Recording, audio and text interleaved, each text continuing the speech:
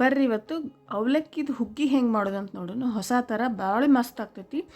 ನಾನು ನಿಮ್ಗೆ ಹೊಸ ಥರ ಇದು ತೋರಿಸ್ಕೊಡ್ತೀನಿ.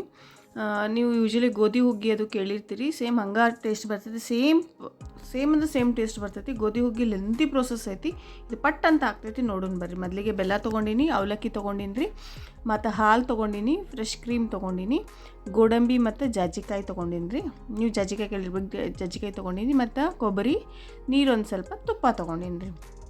ಈಗ ಇದು ಹೆಂಗೆ ಮಾಡೋದಂತ ಮೊದಲಿಗೆ ನಾನು ನಿಮಗೆ ತೋರಿಸ್ಕೊಡ್ತೀನಂತ. ಪ್ಯಾನ್ ಬಿಸಿ ಮಾಡೋಕೆ ಇಟ್ಟಿನಿ. ಬಿಸಿ ಮಾಡೋಕೆ ಇಟ್ಟು ನಾನು ಇಲ್ಲಿ 2 ಸ್ಪೂನಷ್ಟು, ದೊಡ್ಡ ಸ್ಪೂನ್ಲೆ 2 ಸ್ಪೂನಷ್ಟು ಏನೈತಲ್ಲ ತುಪ್ಪ ಹಾಕ್ಕೊಳಕತ್ತೀನಿ. ನೋಡ್ಬೋದು ನೀವು. ತುಪ್ಪ ಚೆಂದಂಗೆ ಕರಗಲಿ ರೀ. ಕರಗಿದ ಕೂಡಲೇ ನಾವು ಇದಕ್ಕೆ ಫಸ್ಟ್ ಏನು ಮಾಡೋದು, ಡ್ರೈ ಫ್ರೂಟ್ಸ್ ಎಲ್ಲ ನಾವಿಲ್ಲಿ ಹುರ್ಕೊಂಬಂದ್ಬಿಡೋಣ, ಫ್ರೈ ಮಾಡ್ಕೊಂಬರೋಣ ಅಂತ. ನಾನಿಲ್ಲಿ ಗೋಡಂಬಿ ಒಂದೇ ತೊಗೊಂಡಿನಿ. ನೀವು ದ್ರಾಕ್ಷಿನೂ ಹಾಕ್ಕೊಬೋದು. ನಮ್ಮ ಮನ್ಯಾಗ ದ್ರಾಕ್ಷಿ ತಿನ್ನಂಗಿಲ್ಲ, ಸೊ ಹಾಗಾಗಿ ತೆಗೆದಿಡ್ತಾರೋ ಅದು ಕರೆದಿದ್ದು. ಸೊ ಹಾಗಾಗಿ ನಾನು ಇಲ್ಲಿ ದ್ರಾಕ್ಷಿ ಹಾಕ್ಕೊಂಡಿಲ್ಲ, ಬರೀ ಗೋಡಂಬಿ ಅಷ್ಟೇ ಹಾಕ್ಕೊಳಕತ್ತೀನಿ. ಇದೇನೈತಲ್ಲ ಕೆಂಪಾಗ್ಬೇಕು ರೀ. ನೋಡಿ ಇಷ್ಟು ಪರಿ ಕೆಂಪಾದ್ರೆ ಆತು. ಈಗ ಏನು ಮಾಡೋದು, ಇವನ್ನೆಲ್ಲ ಏನು ಫ್ರೈ ಮಾಡ್ಕೊಂಡಿದ್ರಲ್ಲ ಗೋಡಂಬಿ, ಅವನ್ನೆಲ್ಲ ತೆಗೆದು ಇಟ್ಕೊಂಡ್ಬಿಡೋಣ ಅಂತ. ನೋಡಿರಿ ಎಷ್ಟು ಚಂದ ಕೆಂಪಗಾಗ್ಯಾವ. ಈಗ ಏನು ನೀವು ತುಪ್ಪ 2 ಸ್ಪೂನಷ್ಟು ಇನ್ನೂ ಉಳ್ದೈತಲ್ಲ, ಅದ್ರಾಗೆ ನಾವೇನು ಮಾಡೋದು, ಅವಲಕ್ಕಿ ಹಾಕ್ಕೊಳ್ಳೋಣ ರೀ.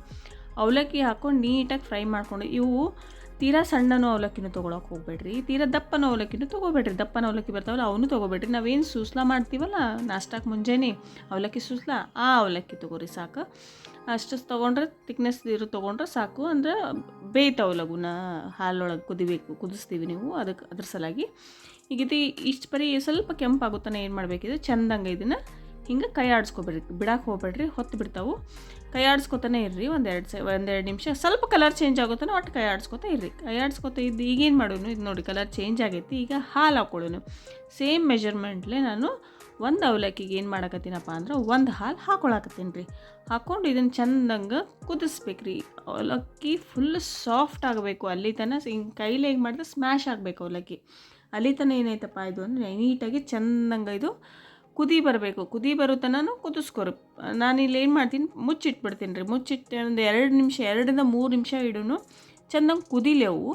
ಕುದಿತನ ನಾವೇನು ಮಾಡೋಣಪ್ಪ ಅಂದರೆ ಇಲ್ಲಿ ಬೆಲ್ಲ ಕರಗಿಸ್ಕೊಂಬರಾಕತ್ತೀನಿ. ಪಾಕ ಅದು ಮಾಡ್ಕೊಳ್ಳೋದೇನು ಬೇಡ, ಬೆಲ್ಲ ಕರಗಿಸ್ಕೊಂಬಂದ್ರೆ ಸಾಕು. ನಾ ಇಲ್ಲಿ ಮತ್ತಿಲ್ಲಿ ಮುಕ್ಕಾಲು ಭಾಗದಷ್ಟು ನಾನು ಏನು ಮಾಡಿದೆ, 3/4 ನಾ ಇಲ್ಲಿ ಬೆಲ್ಲ ತೊಗೊಂಡಿನಿ. ಒಂದು ಅವಲಕ್ಕಿಗೆ 3/4 ಬೆಲ್ಲ ತೊಗೊಂಡಿನಿ ರೀ.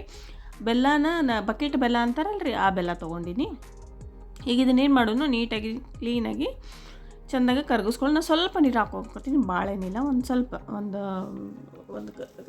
ಕಾಲು ಕೊರ್ದ ಬಟ್ಲದಷ್ಟು ಅಷ್ಟೇ, ಅರ್ಧ ಬಟ್ಲನೂ ಇಲ್ಲ. ಹಾಕ್ಕೊಂಡು ಏನು ಮಾಡೋದು, ಚೆಂದಾಗ ಕರಗಿಸ್ಕೊಳ್ಳೋಣ. ಅಂದರೆ ಕಸರದು ಇರ್ತೈತಿ, ಗಲೀಜದು ಇರ್ತೈತಿ.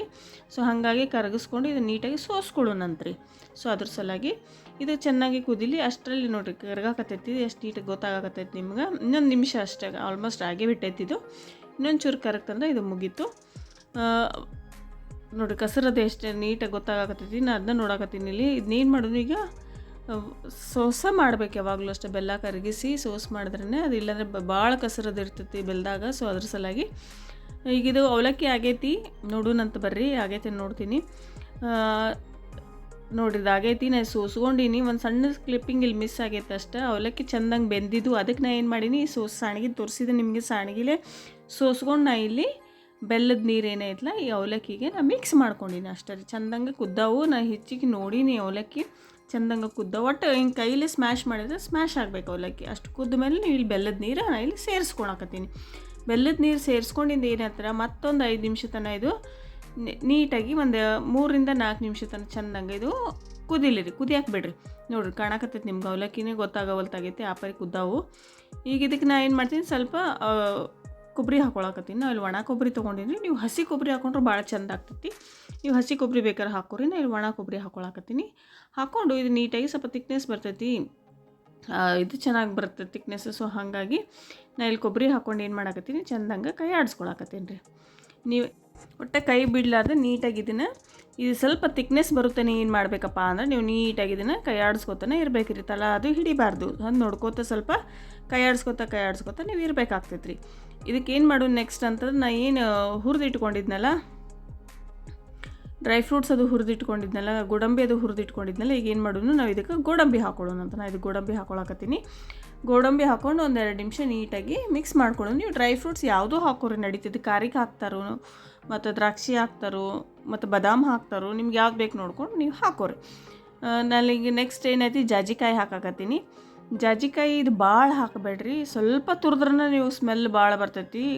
ಗೋಧಿ ಹುಗ್ಗಿ ಮಾಡೋರು ಯೂಶ್ವಲಿ ನಿಮಗೆ ಗೊತ್ತಿರ್ತೈತಿ, ಸ್ವಲ್ಪ ಹಾಕಿದ್ರೂ ವಾಸ ಭಾಳ ಬರ್ತೈತಿ, ಇದು ಗಮ್ ಅಂತೈತಿ. ಸೊ ಹಾಗಾಗಿ ನಾನು ಇಲ್ಲಿ ಸ್ವಲ್ಪ ಒಂದು 2 ಇಂಚಷ್ಟು ಜಾಜಿಕಾಯಿ ಅಷ್ಟು, 2 ಇಂಚಲ್ಲ 2 ಚಿಟಿಕೆ ಆಗೋಷ್ಟು ನಾನು ಇಲ್ಲಿ ಜಾಜಿಕಾಯಿನ ಏನು ಮಾಡೀನಿ ತುರ್ಕೊಂಡಿನಿ ರೀ. ನೋಡಿರಿ ಹಿಂಗೆ ತುರ್ಕೊಂಡು ಏನೈತೆ ಇದು ನೀಟಾಗಿ ಅದು ತುರಿದಿದ ತಕ್ಷಣ ಸ್ಮೆಲ್ ಗಮ್ ಅಂತ ಬರ್ತೈತೆ ಆ ಸ್ವೀಟ್ ಜೊತೆ ಮಿಕ್ಸ್ ಆಗಿ.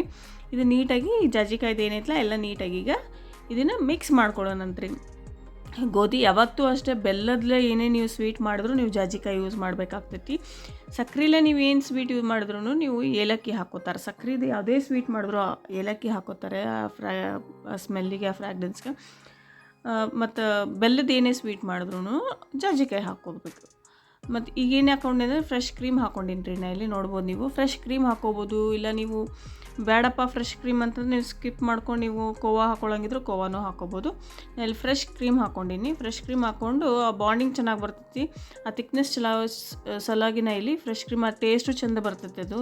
ಸೊ ಹಾಗಾಗಿ 1-2 ಸ್ಪೂನ್ ಅಷ್ಟು ನಾ ಇಲ್ಲಿ ಫ್ರೆಶ್ ಕ್ರೀಮ್ ಹಾಕ್ಕೊಂಡು ಏನೈತಿ ನೋಡ್ಬೋದು ನೀಟಾಗಿ ನಾ ಇಲ್ಲಿ ಮಿಕ್ಸ್ ಮಾಡ್ಕೊಳಕತ್ತಿ. ನೋಡಿರಿ ಕುದ್ದಂಗೆ ಟೆಕ್ಸ್ಚರ್ ಎಷ್ಟು ಚೆನ್ನಾಗಿ ಗೊತ್ತಾಗತ್ತೈತಿ, ಆ ಥಿಕ್ನೆಸ್ ಹೆಂಗೆ ಬರಾಕತ್ತೈತಿ. ಇದು ಆದ್ಮೇಲೆ ತೀರಾ ಥಿಕ್ನೆಸ್ ಬರ್ತೈತಿ ರೀ.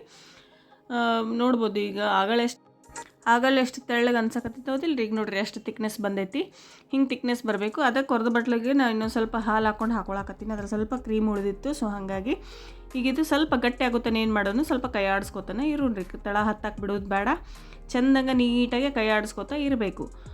ಇವತ್ತು ಇದು ಇತ್ತಲ್ರಿ, ಹುಣ್ಣಿಮೆ ಒಂದಿತ್ತು, ಗುರುಪೂರ್ಣಿಮಾ ಒಂದಿತ್ತು. ಸೊ ಹಾಗಾಗಿ ನಾನು ಇವತ್ತು ಸ್ವೀಟ್ ಮಾಡೋಣ ಅಂತೇಳಿ ನಾನು ಸ್ವೀಟ್ ಮಾಡಕತ್ತೀನಿ. ಮಾಡಿದ್ದೆ ರೀ. ಈಗ ಇದು ಆಲ್ಮೋಸ್ಟ್ ಮುಗ್ದೈತಿ. ತೋರಿಸ್ತೀನಿ ತಡೀರಿ ಎಷ್ಟು ಥಿಕ್ನೆಸ್ ಆಗೈತೆ ಅಂತ. ಚೆಂದಂಗೆ ಕುದ್ದೈತಿ, ಥಿಕ್ನೆಸ್ಸು ಬಂದೈತಿ. ಇದು ಭಾಳ ಅಂದ್ರೆ ಭಾಳ ರುಚಿ ನೋಡಿರಿ, ಎಷ್ಟು ತಿಕ್ಕ ಬಂದೈತಿ ನೋಡಿರಿ. ಸೇಮ್ ಗೋಧಿ ಹುಗ್ಗಿ ಟೇಸ್ಟೇ ಕೊಡ್ತೈತಿ ನಿಮ್ಗೆ, ಸೇಮ್ ಅದೇ ಫ್ಲೇವರ ಕೊಡ್ತೈತಿ, ಅಷ್ಟೇ ಚೆಂದ ಆಗ್ತೈತಿ. ಗೋಧಿ ಹುಗ್ಗಿ ಎಷ್ಟು ಸರ್ವ್ ಮಾಡ್ಕೊಳ್ಳೋಣ ಅಂತ ಬರ್ರಿ. ಗೋಧಿ ಹುಗ್ಗಿ ಭಾಳ ಲೇಟ್ ಆಗ್ತೈತಿ ನಿಮಗೆ ಮಾಡಲಿಕ್ಕೆ. ಹಿಂದಿನ ದಿವಸ ರಾತ್ರಿ ನೆನಾಕಬೇಕು, ಗೋಧಿ ಓಡಿಸ್ಕೊಂಬರ್ಬೇಕು, ಎಷ್ಟೆಲ್ಲ ಪ್ರೊಸೆಸ್ ಲೆಂತಿ ಐತಿ.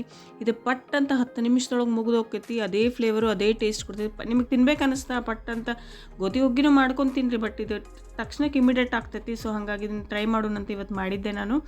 ಇವತ್ತು ಗುರುಪೂರ್ಣಿಮಾ ಹುಣ್ಣಿಮೆ ಇತ್ತು. ಸೊ ಹಾಗಾಗಿ ನಾನು ಇಲ್ಲಿ ಟೇಸ್ಟ್ ಮಾಡಿ ನೋಡ್ಬೇಕಂತ ಮಾಡಿದ್ದೆ, ಬಟ್ ಇನ್ನೂ ನೈವೇದ್ಯ ಹಿಡ್ದಿಲ್ಲ ನಾ ದೇವರಿಗೆ. ಸೊ ಹಾಗಾಗಿ ಆಮೇಲೆ ಟೇಸ್ಟ್ ಮಾಡ್ತೀನಂತ. ಹೋಪ್ ಎಲ್ಲರಿಗೂ ಇಷ್ಟ ಆಯ್ತು ಅಂತ ತಿಳ್ಕೊಂಡಿನಿ. ಲೈಕ್ ಮಾಡಿರಿ, ಶೇರ್ ಮಾಡಿರಿ, ಸಬ್ಸ್ಕ್ರೈಬ್ ಮಾಡಿರಿ. ನಿಮ್ಮ ಸಪೋರ್ಟ್ ನನಗೆ ಹಿಂಗೆ ಇರಲಿ. Thank you so much.